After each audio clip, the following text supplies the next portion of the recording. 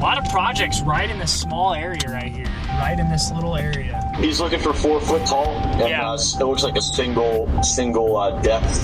Retaining wall, not stacked. Not stacked, not double stacked. And what else?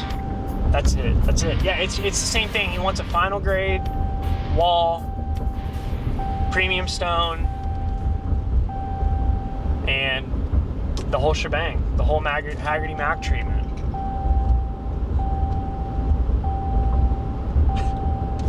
I put him on hold.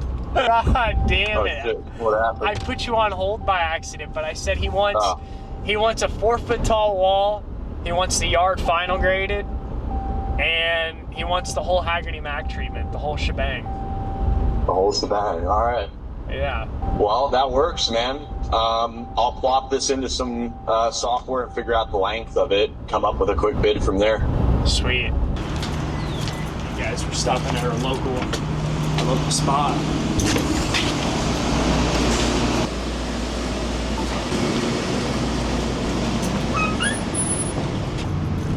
What's up, guys? We're out here in Shawnee, Kansas today, getting ready to build about a 45, 50-foot retaining wall in the back of this person's backyard.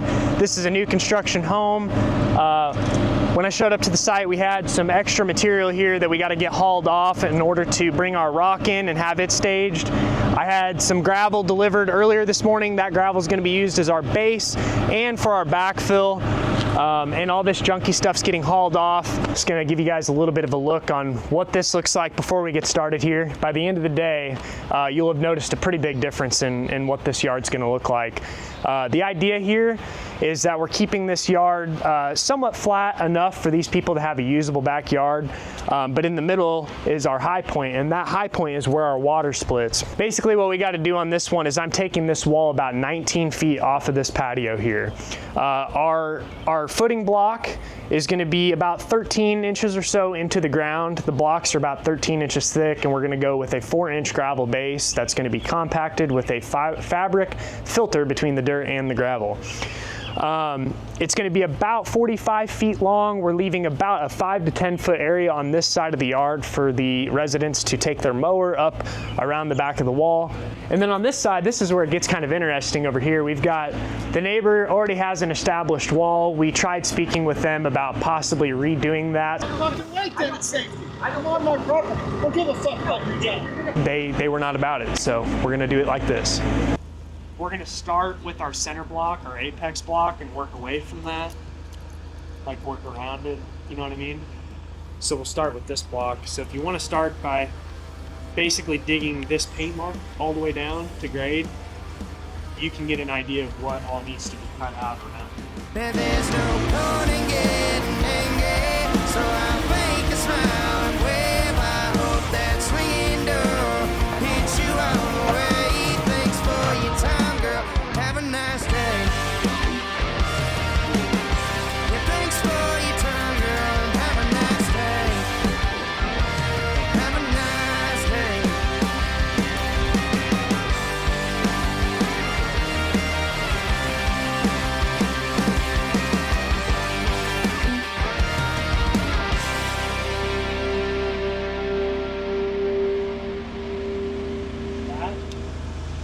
As soon as block gets here, I'm going to try to start setting. Get the first layer down. Yeah. I'm just really trying to prevent how much gravel I got to bring in. Well, that's what I'm saying. If I just swatted. Move out of the way for a second. Hold it up there. I like it so far. Then if we just dig it one bucket wide and split it all out. I've got to pretty much keep it right in line with your track here. I'd like to keep that first block somewhere right in here. We're going to bring it to probably right here. It'll be a sharper curve, probably. I could probably dig that out with the skid. 17, that gives us about 3 foot of block. Like here, over. Angle it, kinda. Yeah, starting here. We just need like, you want me to draw it with paint here? Take a little more starting from here, back.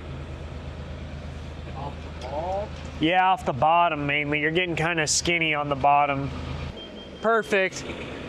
Right here.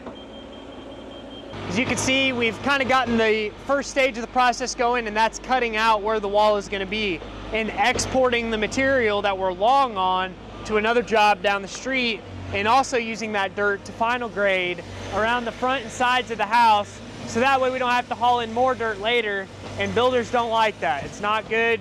You've got to be efficient with your dirt and your material storage. Here in just a little bit, rock's going to be getting delivered.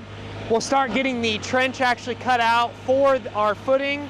We'll get a mat placed, get the gravel down, and get it compacted and start laying some blocks. So let's get to it. I sell it illegal to people numbing their pain. I'm a little crazy, but the world's insane. I keep a loaded 44 sitting by the bed for the jeepers and the creepers who ain't right ahead. Hope I never have to use it, but you never know these days.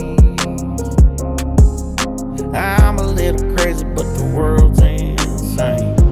Oh, it's so level. It's so level, guys. So we got our first block set. I'm going through the course here of getting my block square, level. I just checked with the level where we're at.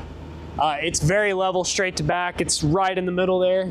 On this side, it's got a little bit of a fall going that way. Could be where I put my level.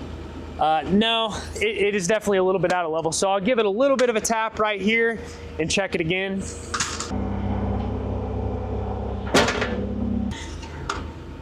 No, it's perfect. It's perfect. One last thing I want to check is I want to make sure that the block, and this can be challenging to check sometimes if you have a rough face, but I want to make sure that we are square with the patio here. 13.8 on there, roughly 13.8. So yeah, we're scraping the top of these rocks because they don't always come perfectly plain or level. So I like to just give it a couple scrapes, get these humps off of there. It's ever so important when especially when you're on your base rock, that you take the time to make sure that each of these blocks are perfectly how you want them, because it's going to make or break how straight your wall is. Oh, won't you get to know me? I'm a coyote in a field of wolves. Oh, I'm a red letter rebel, but something. So you can see I am pretty filthy. Some updates since yesterday. We got our drain tile in. We also got our fabric installed in between each block. We've been compacting it with our compactor. If you can see, it's getting ready to rain cats and dogs here, probably by tonight. So we're really hoping to get this one done, even if it means we're gonna stay late. House on a hill where the lightning strikes. Kids ride by scared on the Santa Claus bike. Oh, the one goes missing, walking right down Main. I'm a little crazy, but the world's insane. We're all wrapped up. We got rain moving in literally 20 minutes, and it's all tracked in. We've got our fabric in on our top layer, rock all the way up to the top of the wall. Our drain tiles in. As you can see on this, we've got nice tight cut gaps. We come through on each rock and cut it to precisely fit.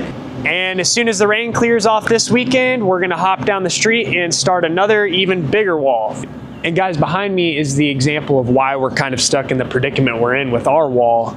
We had asked the folks next door if we could remove the first 10 foot of their wall to make it blend into this yard more, but they wanted to get paid for that, and that's not how this works. We were trying to do them a favor, and so we'll get with the builder and get with the neighbor and see if we can't work out some kind of deal to make this yard look a lot better.